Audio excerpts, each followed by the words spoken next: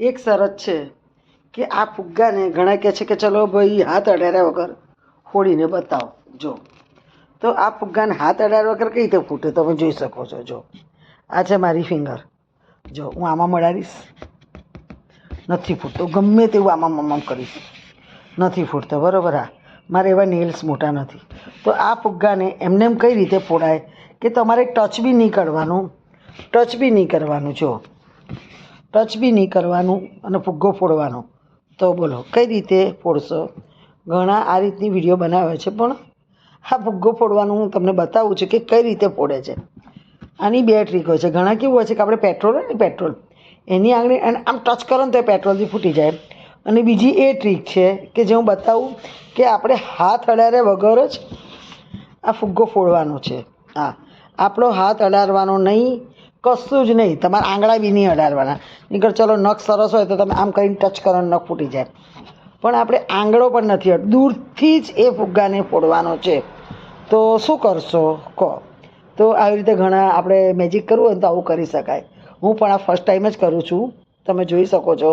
હવે હું ટ્રાય કરું છું કે એ પ્રમાણે ફુગ્ગો ફૂટે છે કે નહીં. તો જોતા રહો. જુઓ, તમે જોઈ શકો છો કે આજે મેં નારંગીનો જ્યુસ કાઢ્યો હતો અને આ છે નારંગી.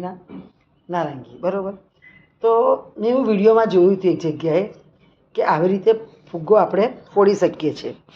તો નારંગીનું તમે જોઈ શકો છો કે હું ટ્રાય કરું છું. જસ્ટ આપણે પહેલાં નાના હતા ત્યારે ખબર છે એવું વિચારતા હતા કે પેલા આંખમાં અને આમ દબાઈને ટીપા નાખીએ ને એના આંખમાં ટીપા જાય ને તો આપણી આંખો સરસ થાય. બરાબર. પણ તમે જોતા રહો કે ભાઈ વિડીયોમાં બતાવે છે કે તમે આવી રીતે ફુગ્ગાને ફોડી શકો.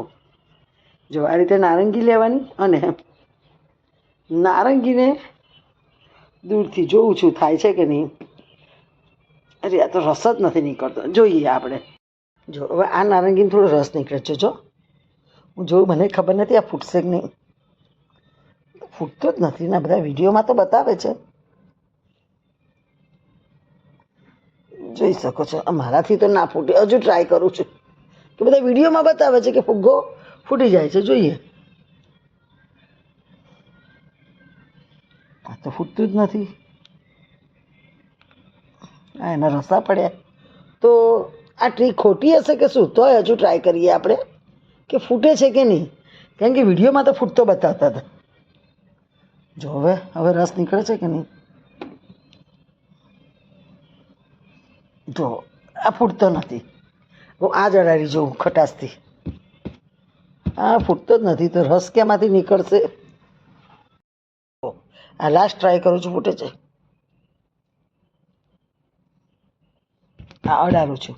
આ તો પણ રસ નથી ફૂટતો. તમે જો તો આ બધા કહે છે આ ફુગ્ગો દોડવા લાગ્યો પણ ફૂટતો નથી.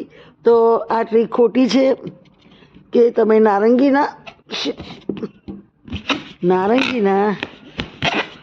છોતરા વડે, નારંગીના છાલ વડે જે આ બધા બલૂન ફોડવાનો ટ્રાય કરે છે ને કે હાથ પણ નહીં અડાડવાનો અને બલૂન ફૂટવો જોઈએ એવી ટ્રીક કરતા હોય છે.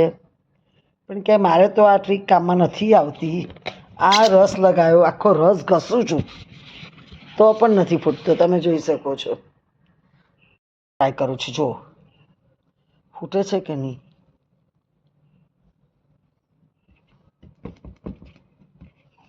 નથી ફૂટતો ગાઈસ. તો આ ટ્રીક ખોટી છે.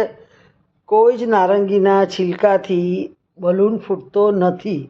એટલે આજે બી વિડીયો બનાવ્યો હશે જેને બી, આ ટ્રીક ખોટી છે કે તમે ફુગ્ગાને હાથ લગાવ્યા વગર ફોડવાનું ઘણા તમને કહે અને તમે વિચારો કે હું નારંગીના છોતરાથી, વિડીયોમાં ઘણીવાર બતાવે છે કે હું આમ કરીશ એટલે નારંગીના છોતરાથી એના રસથી ફૂટશે, પણ ફૂટતો નથી ગાઈસ.